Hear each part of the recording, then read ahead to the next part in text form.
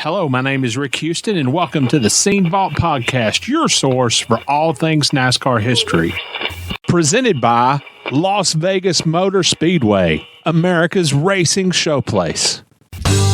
From what I understand, the understanding had been that the team was going to run a limited schedule. Yeah, we understood that too at the beginning. So, 98 miles each way to work. Really? And from August of 87 to December of 88, we had 3 days off.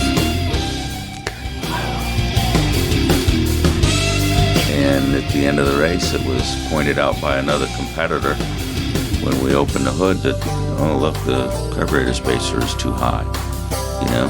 And that was it. It was, you know, we tried to do the right thing, go through the right channels, but we got bit. The day NASCAR and all of us associated in any way with NASCAR forget its past, that's the day we don't have any future.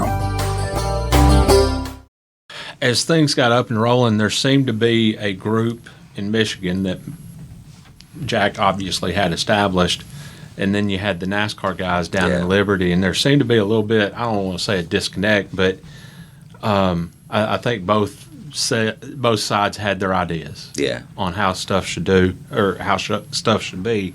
As crew chief, what kind of position did that put you in? Not really. I mean, I think that it was such different SCCA and the road race stuff and then the stock car stuff, and so you know it was differences of opinion, but the series were so different it really didn't matter. I mean, we weren't gonna tell him how to do anything, and obviously we shouldn't have. I mean, they won everything there was to win, right? And so you know they weren't telling us to do anything, but they tried to help with different things, you know, their engine package and stuff like that. And, you know, and it, you know, as time went on, you know, and we spent more time together, even it was just briefly, you know, when we were at Michigan or they were down south racing or something. I mean, you know, people got along a little bit better and understood each other's cultures, so, you know. From what I understand, the understanding had been that the team was going to run a limited schedule. we understood that too at the beginning. So. But then Jack goes to New York in December and announces that it's going to be a full season. Well, actually, he may have announced it then, but when all you guys were on the tour buses, right, mm-hmm. and you came to the Liberty shop. Yeah. All right, so here we are going to run a limited schedule. And literally, they're having their presser, you know, 100 feet from us, heliarching stuff together, and, you know, we had to be quiet, you know, and all that. And I'll never forget, I mean, I'm in the trunk of this T-Bird working on whatever, fuel cell or something, and I hear the announcement come that we're going to run all the races. They haven't told any of us in the shop yet. I can imagine. I come out of there, you know, it's typical. You come out of there and you smack your head and you're looking around and everybody's looking at each other like, what just went down, right? I mean, we only had 2 race cars. You know, it was the Daytona car and the Rockingham car. And, you know, I don't even know if we had a 3rd chassis yet. And so those, I don't remember when those pressers were, but I think they were in January or something like that. Yeah, they were. That's mid-January. Yeah, and so you look around, and we might only had 4 or 5 people in there working. You know, it's like, oh my God! And so Jeff Smith was, I think he's the one that probably made the announcement with Jack, and you know, it was typical. You look back on it.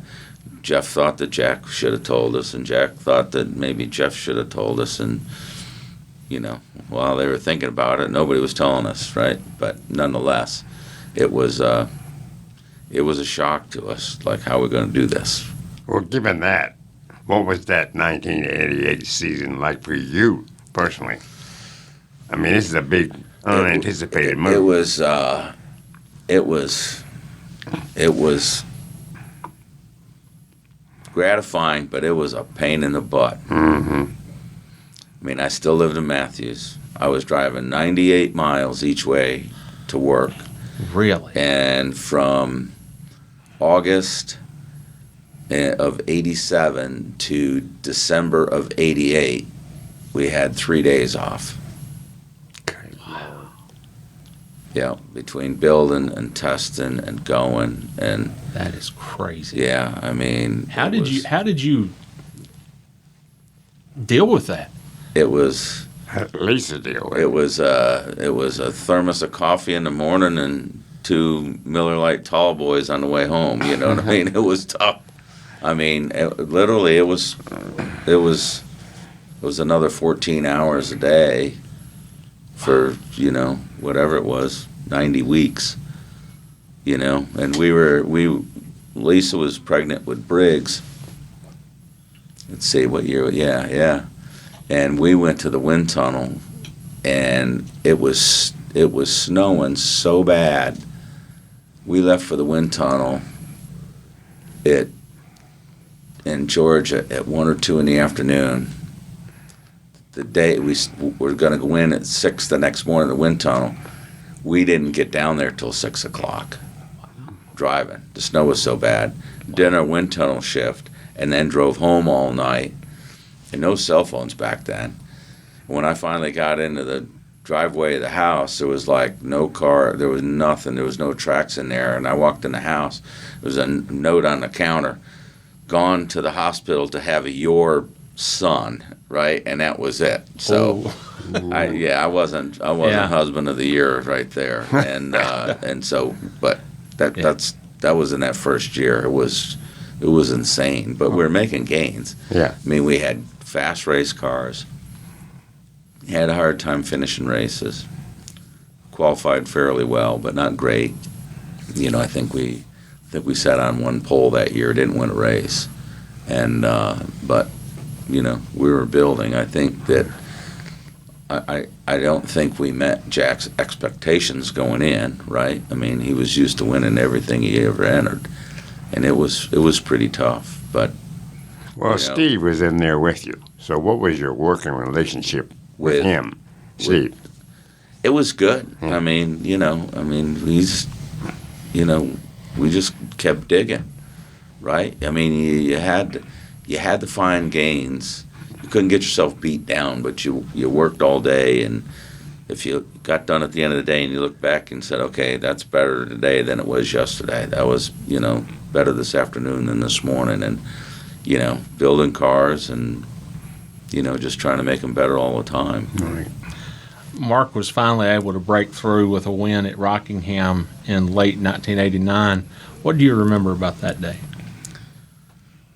Cold, but it was a good day. I mean, we raced our asses off that day, and it was finally, everything we'd worked for had come together, and when you'd been together for 16 or 18 months or whatever it happened to be, and that was your first shot at it, right? That was good. That was, I don't think any of us were any happier the rest of the time we were there than that day. How much of a relief was that, or did it add pressure to keep winning? Because Jack wasn't in the sport to just win one race. Jack was No, in the he sport. was not. No, I mean, there wasn't any. If you want to do this for a living, the pressure's there every day, right? It doesn't. It relieves you if you win early in the season. It takes some pressure off for other reasons. It's not about winning. It's about you're on a winner circle plan. There's other business things that go into that. The points or whatever. Not like it is today.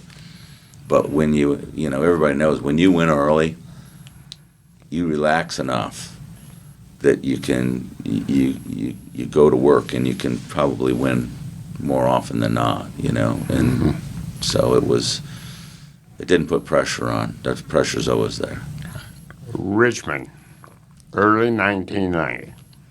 What happened? You notice how Yeah, how he's yeah. asking all the tough questions? Well, I've asked him Yeah, before. You like that, don't you? I thought we were closer than that.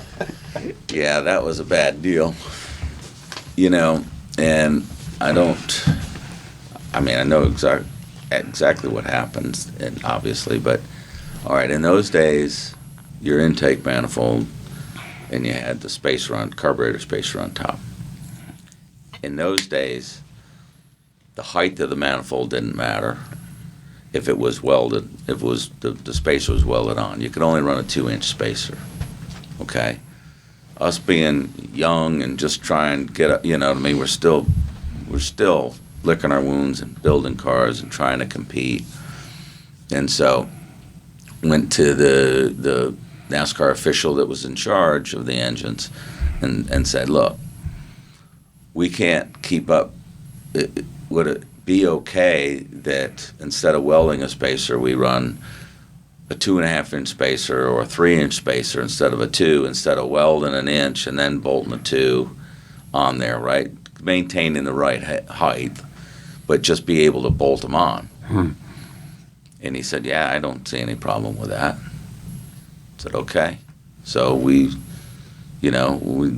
had all these different cars that were all different configurations, and you put an engine in, and you're trying to get as low as you can, this, that, and the other, and you put the spacer on that got the air cleaner up against the hood, as high as it was, and that was it. And, that's what we had been running, and from the previous season even. And, and when the run Richmond, just like we thought we were okay doing, and at the end of the race it was pointed out by another competitor when we opened the hood that, oh, look, the carburetor spacer is too high, and that was it. It was, we tried to do the right thing, go through the right channels, but we got bit. Well, how soon after the race did you know that all heck broke loose? I mean, Mark was home Yeah. when he found out. Yeah, it was like right after. I mean, we didn't think, once we got to explain it, like, hey, look, we talked to your guy, right? And the difference of this is different than that, and yeah, it didn't go as planned, Well, how did it go the next few days after that at the shop? It was really bad. I mean, it wasn't, you felt like you got let down by NASCAR at the time, and then, then you felt like, me personally, I mean, I was the one that talked to the official, and Jack was clear on it, and we were clear on it, and you took it personally that you did something that hurt the team. Any of us did. I mean, we all. I'm sure Steve took it a certain way, and I took it away, and Jack, and I mean, that was talking about pressure. That was pressure. That was tough on all of us. Don't understand to this day how they said you could do it. They Right. proved it, and then after the race, Yeah. they knocked you down. Yeah. And then, you go down there and you fight the appeal, and I wasn't in on the appeal, didn't know how all that was going to turn out. Jack did it. And, it didn't turn out like we had hoped, How much of the sentiment was because you'd been ratted out?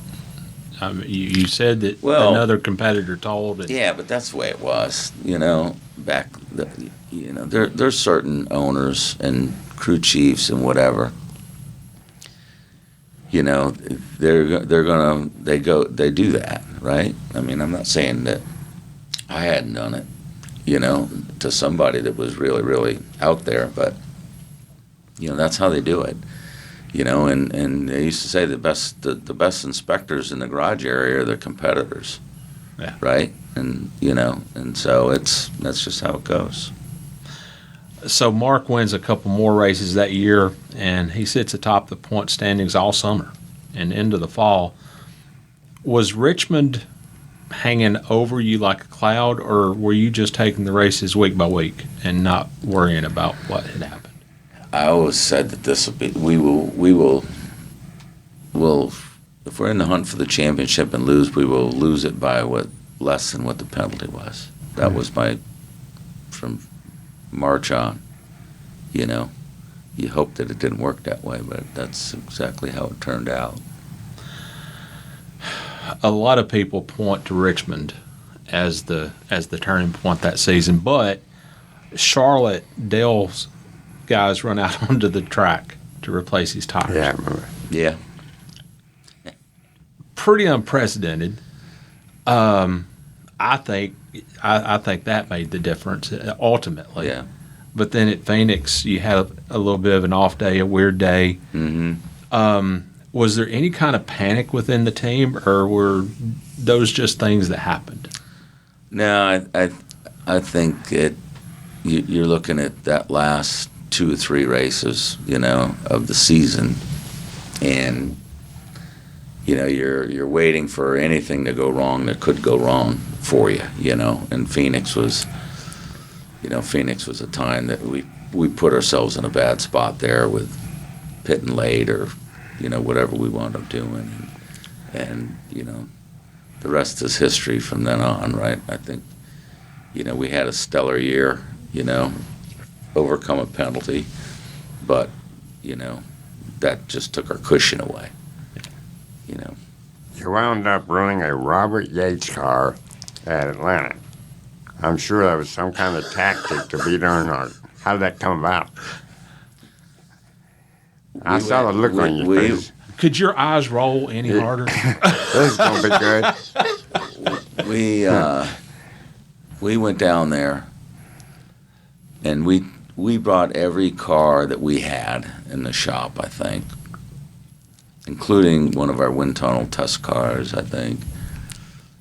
And Robert's stuff was there, and and we were getting, we were doing all we could do, and we weren't as fast as we needed to be, and basically, I don't think our engine package was as good as it should or could have been at Atlanta, right? We were good at other places. We weren't right there. And I think Ford had some pressure on us, on Jack, on Robert.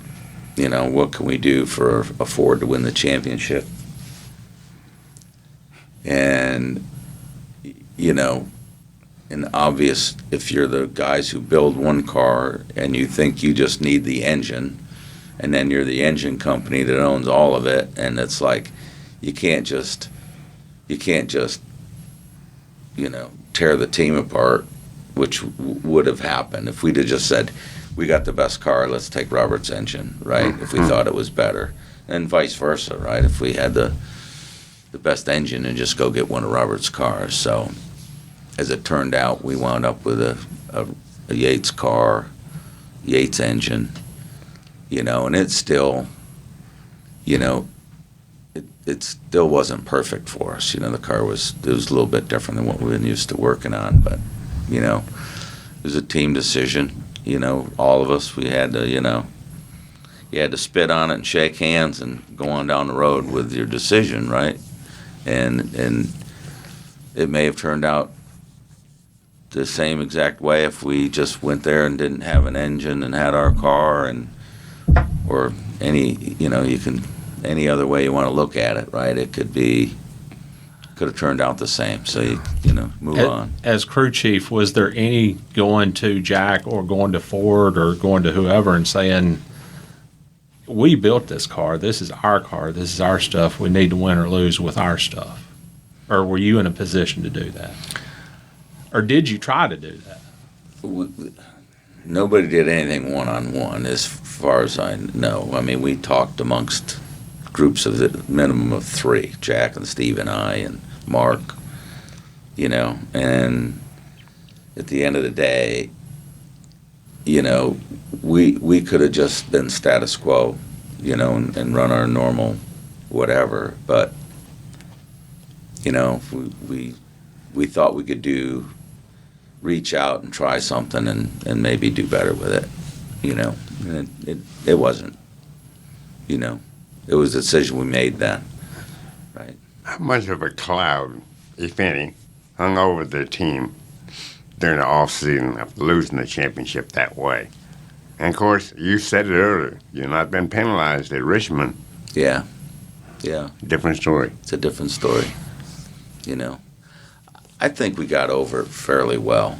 I think those of us that were in Liberty working got over it a little bit quicker than if you were removed and you know, you're up in Michigan or something. I think it was, you know, I think it was the one that got away from Jack, you know, more than anything. And, you know, that was his, you know, that was, you know, 4 years into it, right?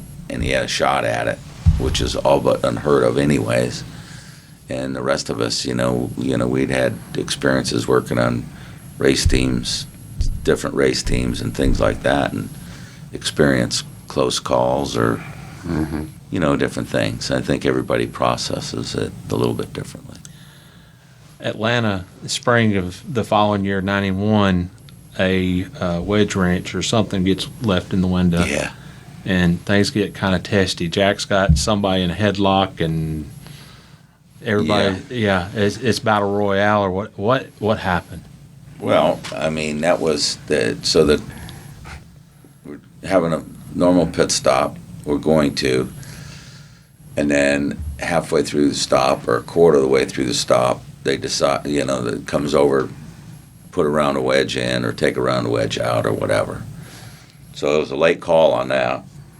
And then it getting in a hurry, wedge wrench got left in, you know, and so we had to come in and take it back out, you know. Unfortunately, it was my brother Ryan that was the tire carrier, you know, so that was another one of those deals that, you know, you can look at exactly what happens, but there's more to it than just leaving a wedge wrench in there. It's what led up to it, you know, that kind of screwed up your timing.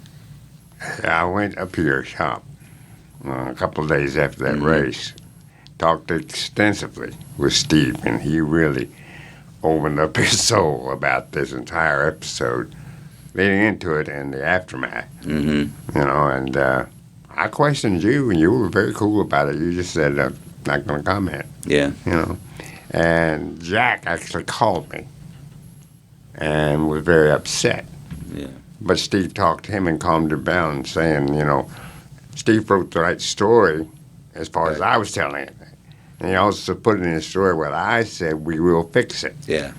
So did everything sort of turn that way? I mean, there was a little bit of acrimony at first, but finally... Yeah, it was, you know, you got to look at you don't have to look at anything, but we're in Liberty, North Carolina, right? And it's not like you're up in Wilkes County getting people, or the Wood Brothers and Stewart, or what, you know. I mean, we're out, right? And so, you know, my brothers, you know, I mean, they worked summers with us in high school, you know, and you know, Ryan and Roman both worked there, and you know, it puts pressure on everybody a little bit, right? I was harder on them than I was on anybody. You know, and Jack, you know, he was, you know, Jack was Jack, right? It's you know, he makes cold decisions based on, that's how he runs things, right?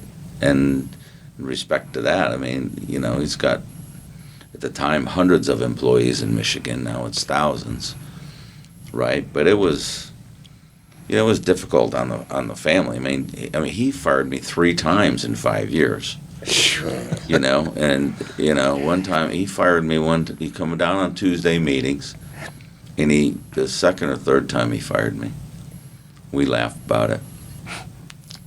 It was about something. And I said, look, you're here all day. I said, you got all day to think about it. I says, but I'm not leaving. You're not going to fire me, and I'm not going to leave I don't own this thing, but it's as much mine as it is yours. I said, so I'm going out here and go to work. Let me know what you think at the end of the day. Good for you. That was at like 10 in the morning or 11 in the morning. And at 4:30 or 5 o'clock is like, yeah, but we got to do better and we got to do this. I said, I could have taken the easy way and just rolled my stuff out and left. But, sometimes it was worth a debate, Right. You left the team at the end of the year to go be Kyle's crew chief at Sabco. Mm-hmm. How much of an impact did the deal at Atlanta and the year before losing out on the championship? How much of an impact did all that have on your decision to leave, or did you just No, it get was a better offer? It wasn't the competition side. It was more about that, I felt like I let my brothers down. Put them in a position, and it's hard. Working with family is hard, right? Even though they go to war with you, right? They work harder for you. They do, if they're of that mindset, right? They're, they get in the ditch with you, and that's the way my family's always been. And I know other families that are of the same making that. Dodsons were that way. Others that Bumgardners and things like that have family members in the sport. And it was more about Ryan and Roman at the time that it's like, man, and not knowing, and if you spoke up at the time, it was trying to be overprotective, but yet I felt like Jack really didn't have all the facts when he made those decisions, and when he made the decision, it was just too late. Right. What was it like to work for Kyle at that point in his career? It was interesting. We had a good time. We did well. I thought we did with the race team that we had. And him, he was still playing music and driving race cars and whatnot, So that was 2.5 years worth of fun there. Oh, we've been at it for about an hour. Are you okay on time? Yeah, I'm fine. Okay, all right. Tell me a good Felix Sabata story that would best describe what it was like to work for him. Well, oh, Lord help me. There's a couple of them. We'll start with this one. So, Felix, I got to know him a little bit before I went to work for him, but just to say hey and talk a little bit. So, I was kind of surprised when he wanted to hire me. Gary, I guess they worked a deal. Gary was going to NASCAR, so once again I was following Gary's trail. But, anyways, we're out to dinner someplace. And I don't know where it was. We were in Atlanta or something. We're sitting around the table. And so Felix orders a bunch of wine. And I blame Felix for my wine habit, because there's wine and there's really, really good wine. And there's a big difference in it, right? And I didn't know the difference until I got with Felix. It doesn't come out of a box. It didn't come out of it came out of a big box, right? But it was, I've been with him when he's done that. And so we are down there, and we are drinking Opus One or something. Even at the time, it was a couple $100 a bottle. And it's down at the end of the table, and Richard Bostic was our transportation guy at the time. He's sitting next to me, and he sips this wine. He goes, I can't believe it. It's hot. He reaches in his glass of ice and just dumps ice in this, and I thought the whole table was going to get cut off. Right? Felix went ballistic. About you don't know how to drink wine. This on and on and on. So, it's like at the time that was the most important thing, right? So are you not supposed to do that? No. No. But I know Richard Bostic, and I am not surprised. Yeah. He almost got us all cut off. Yeah.